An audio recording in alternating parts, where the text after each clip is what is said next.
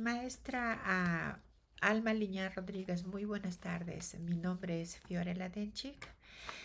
Ah, Hoy día voy a presentar cómo resolví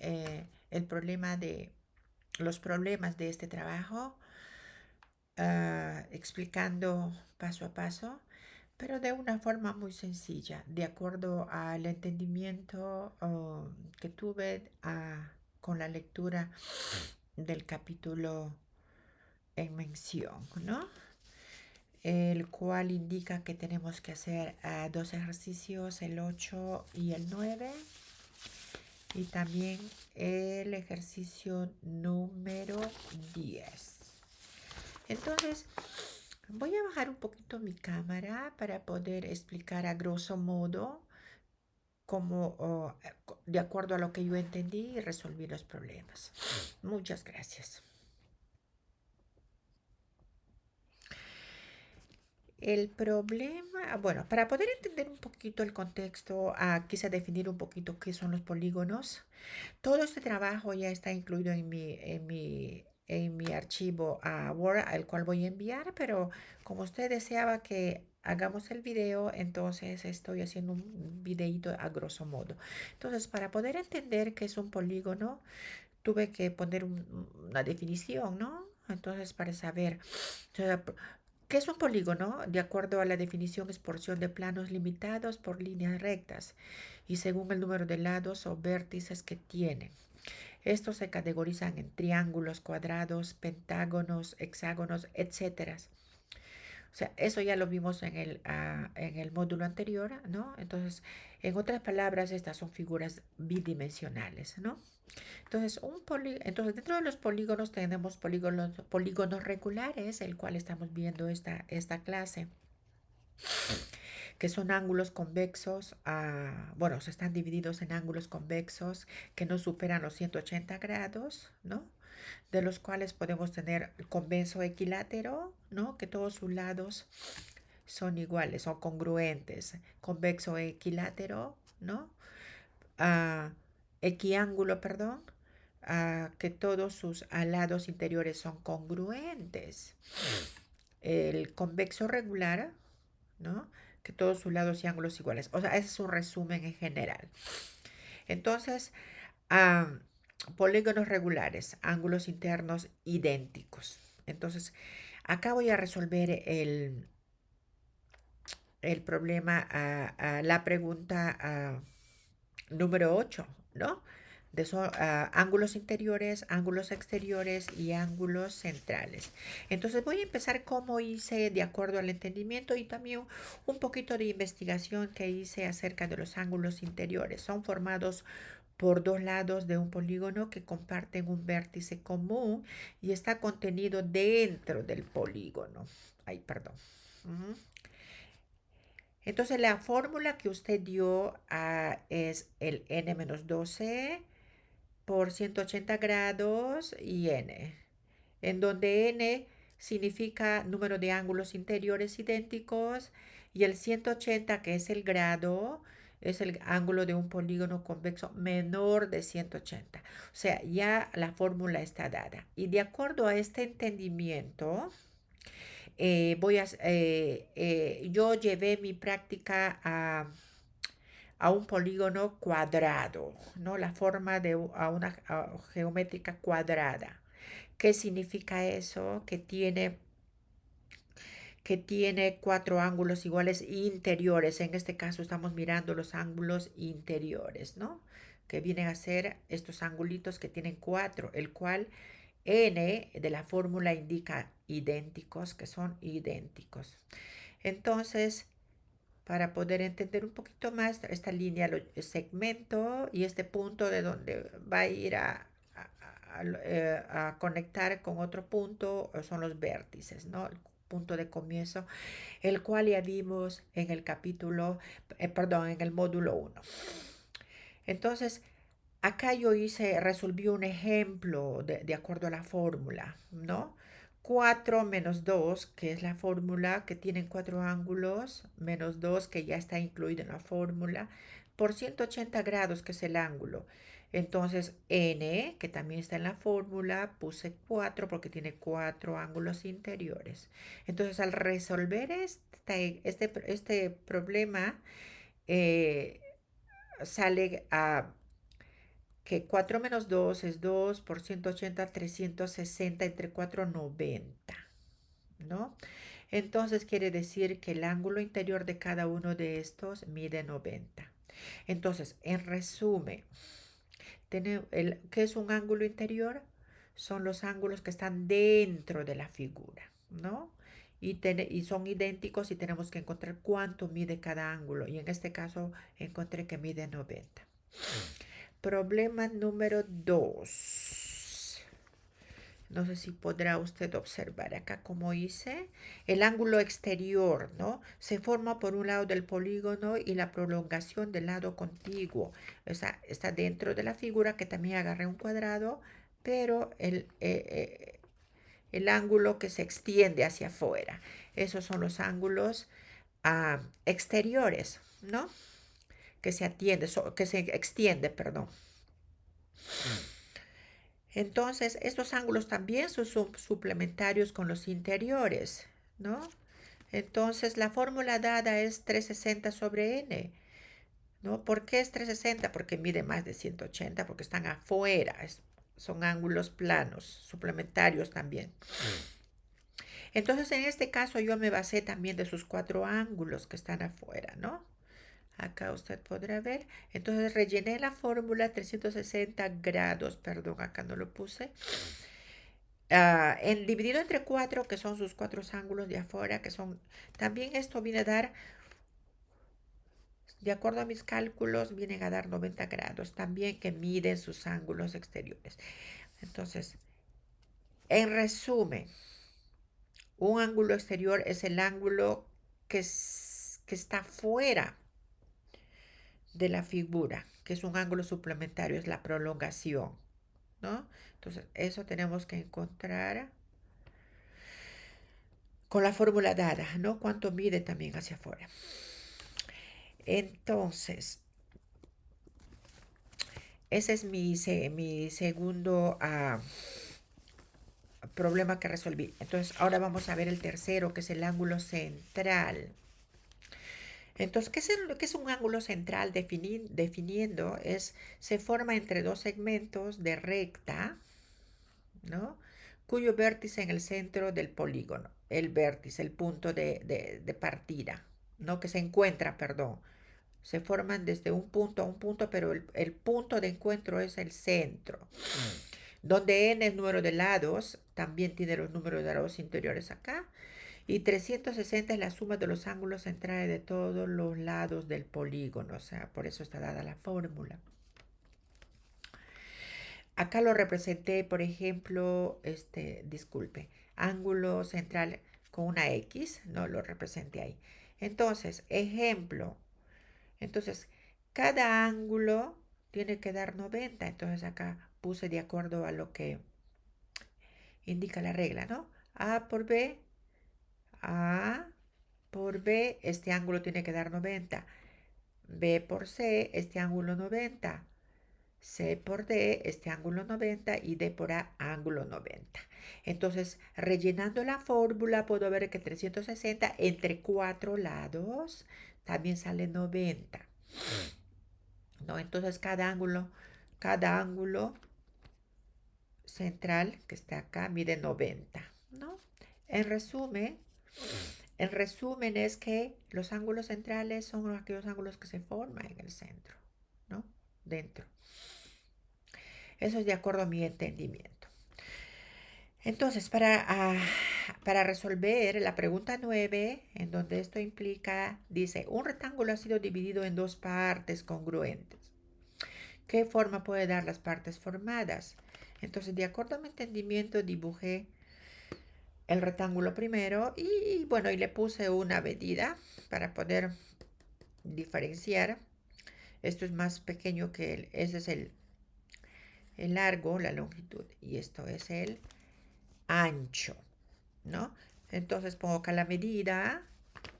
Ay, perdón, no sé si lo podrá observar.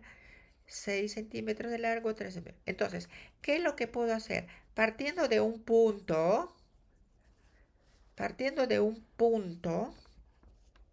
¿no? Entonces, por ejemplo, mi punto está acá, entonces, ¿qué hago? Yo trazo un segmento, ¿no? Entonces, al trazar el segmento, voy a unir con el otro punto, que es con el otro vértice. Al unir ese vértice, a- los vértices, entonces se forman dos triángulos, ¿no? Dos triángulos rectángulos que también son congruentes. Entonces, este lado mide 3, este lado mide 6. Igual en esta forma también podría medir 6 y también no podría, sino que mide 6 y mide 3 porque son congruentes, ¿no? Entonces la división ha sido diagonal. Entonces también otra figura que se podría sacar de este rectángulo al dividir también serían rectángulos congruentes, ¿no? Entonces en el medio trazo, que es 1.5, 1.5, que también van a valer igual a ambos lados, ¿no? Entonces trazo un eje vertical y me dan dos rectángulos, ¿no? Quizás, yo no sé, es mi suposición, también podría quizás medir, podría también a formar dos rectángulos pequeños, ¿no? Con medida de 3.3 y 3. Que quizás podría ser como un cuadrado, esa es mi suposición, pero simplemente yo me enfoqué más en estos dos trabajos. Para responder, paso siguiente, para responder la pregunta 10, entonces acá yo lo voy a pasar. Entonces, bueno, no lo tengo acá, pero sí en el PDF puede ver que me enfoqué en las reglas, en la pregunta que usted dice, ¿no? Para buscar relación y si se puede formar ángulos en las figuras dadas. Entonces, haciendo un poquito de investigación simplemente para poder entender, dice, por teorema de Pitágoras, de acuerdo a la fórmula, ¿no? Que usted da en el problema. Entonces, de acuerdo a la fórmula, podemos encontrar formas de Pitágoras. Entonces, en donde la A, ay, perdóneme, donde la A implica el lado derecho del triángulo, en donde la B, el lado izquierdo del triángulo, y C es la hipotenusa, la parte más larga del triángulo. Entonces, para esta definición deducimos que, de acuerdo a lo que usted dio en el enunciado del trabajo, si se cumplen qué tipo de triángulos son, ¿no? Y de acuerdo al enunciado también que está en el libro, ¿no? Dice, si C al cuadrado es ma- mayor que, también tuve que poder buscar qué significa estos símbolos, porque es importante para poder saber. A al cuadrado más B2, que viene a ser un triángulo acutángulo, de acuerdo a la enunciado que usted nos dio en el trabajo, en el libro está, perdón, y el otro es el triángulo rectángulo que viene a ser C, que es la hipotenusa, al cuadrado, elevado al cuadrado, es igual a al cuadrado más b al cuadrado. Y el siguiente sí, C es igual al cuadrado menor que a al cuadrado más b2, que viene a ser un triángulo obtusángulo. Entonces empecé a resolver los problemas de acuerdo a la figura, a las reglas dadas y a mi entendimiento. No sé si de repente pude haber resuelto bien, pero eso es lo que más o menos pude entender. ¿No? Triángulo con los números 8, 6 y 6, que viene a ser un acutángulo. ¿Por qué? Porque de acuerdo a la fórmula dada, ¿no? Por ejemplo, acá puedo ver esto que es un triángulo acutángulo. Entonces, donde C es 8 al cuadrado, resolviendo 8 al cuadrado, 64, multiplicado 8 por 8. A más B, en donde C es 2 más 6, perdón, 6 elevado al cuadrado más 6 elevado al cuadrado. Entonces, esto se multiplica dos veces, 6 por 6, 36. De igual manera el segundo, entonces 36 más 36 es 72.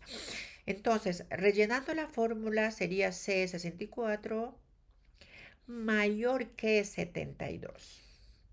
Entonces, ¿por qué puse se cumple? Porque 64, perdón, aquí creo que yo me confundí, 64 no es mayor que 72, 64 es menor, entonces, perdón, entonces, de acuerdo a mi entendimiento, esto no se cumple, ¿no? Porque 64 no es mayor que 72. Entonces, en resumen, esto es un triángulo acutángulo con tres ángulos agudos entre 0 grados a 90 grados. Porque son ángulos agudos, los agudos son hasta 90. Entonces, el siguiente, la B. Triángulos con el número 8, 11, 66. De acuerdo a la fórmula dada, esta es un rectángulo, ¿no?